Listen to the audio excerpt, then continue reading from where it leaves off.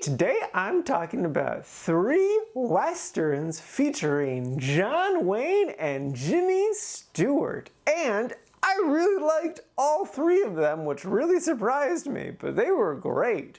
And so the names of those 3 films are How the West Was Won, The Shootist, and The Man Who Shot Liberty Valance. First up is How the West Was Won. This is a 1962 film featuring a ridiculous amount of actors and also a bunch of good directors. And the basic premise is this is a really long movie that takes place over the course of the 19th century and basically is like 5 different stories about the Western migration, basically. I was a little nervous going into this just because I was like, oh, with that title, are they just gonna be like, those filthy savages don't deserve this land. It's good that us white people came along and took it from them, those selfish jerks. And it wasn't like that. For the most part, I don't think it was really racist at all, which I was very, very happy with. It basically follows this one singular family in each of these 5 stories. And it's great. The action is so much fun. The story is super interesting. The characters are super interesting. Everyone gives good, solid performances. I really, really love Debbie Reynolds, and this made me realize that I really haven't seen anything that Debbie Reynolds has been in. So, spoilers to a future episode, I'm gonna watch some Debbie Reynolds stuff because she was so good in this. Her legs were very nice. You can see where Carrie Fisher gets it. Also, this movie is just ridiculously beautiful. It's crazy, crazy gorgeous. They also shot this in an interesting way because they did it with a 3-lens camera. So it's literally just like 3 shots stitched together. And you can see the stitching, but I honestly didn't notice it for most of the movie. It wasn't until kind of later in the film that I started to be like, oh, there's some stitching stuff there. And I think that just is a credit to the movie itself that I was just so engrossed in the story that I didn't notice the filmmaking behind it. Since this is like 5 different stories, I will say that my least favorite one was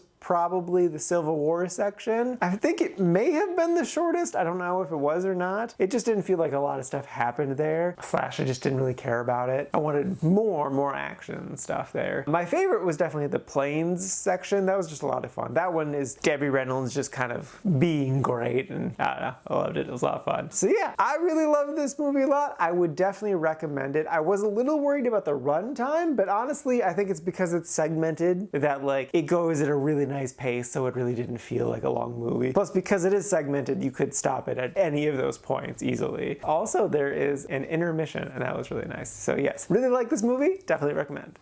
Next up is The Shootist. This is a 1978 film, and it's actually John Wayne's last film that he did, last anything that he did before he passed away a few years later. And the basic premise is it is about an awful man who has done awful stuff throughout his life, though some idolize him, and it turns out he's dying of cancer. I really love the premise because it really feels like it's just about John Wayne himself, because I'll spoil it, I'm not a fan of John Wayne as a person. Definitely his political beliefs are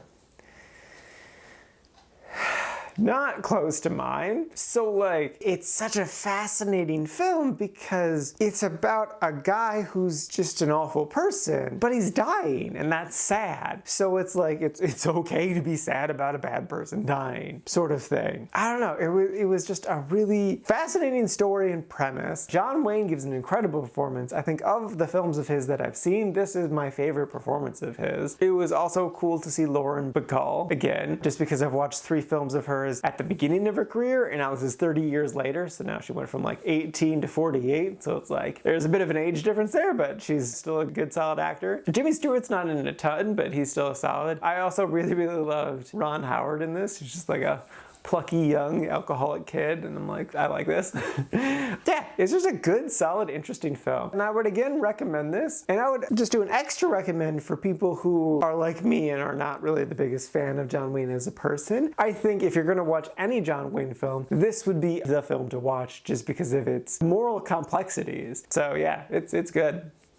And lastly is The Man Who Shot Liberty Valance. This is a 1962 film starring Jimmy Stewart in the leading role. And the basic premise is this lawyer is making his way out west, and along the way he gets burgled, and it's essentially kind of a revenge film, but it's also more so about a really nuanced debate, which is why I love this film. So it presents itself as Jimmy Stewart is this lawyer who is very pro-law, but like the law of the land is the books and judges and lawyers and stuff like that, and not guns. He's not a fan of guns. He will never hold a gun. Guns are not the law. And John Wayne is the opposite. He is all the stuff you're saying doesn't matter. Guns is the law of the land and nothing else is it. And so I'm like, oh, this is a really fascinating debate coming from a bunch of Republicans. This is unexpected. And I was really curious about how they were going to resolve all of this. Like, I mean, they're Republicans, so they're probably just going to be like, yay, guns are the solution to everything. But the answer to that question of like, yay, guns, boo guns, is a nuanced one. It's muddled. It's complicated. And when we do finally see like the end of like Who Shot Liberty Valance and all that stuff, it's incredibly complex. And it's just like, there's no clear, definitive answer of that. It's just really was not what I was expecting. And I was pretty blown away by it. Oh yeah, Lee Marvin's also in it, and he's great. And then I also loved Vera Mills' performance. She was really, really good in this. So yeah, I, again, really liked this movie, and I, again, would recommend it because it kind of presented itself as, you know, more of a straightforward question, but then gave a very nuanced and gray response to that question, which was very unexpected, but worked really, really well. So yeah, it's great. Alrighty, now for today's rankings. First up, we got How the West Was Won, sitting at number 8 in the really like section. And then after that was The Shootist, sitting at number 11, also in the really like section. And then bringing up the rear is The Man Who Shot Liberty Valance, sitting at number 13. Again, in the really like section. And this is out of a total of 36 old movies so far this year.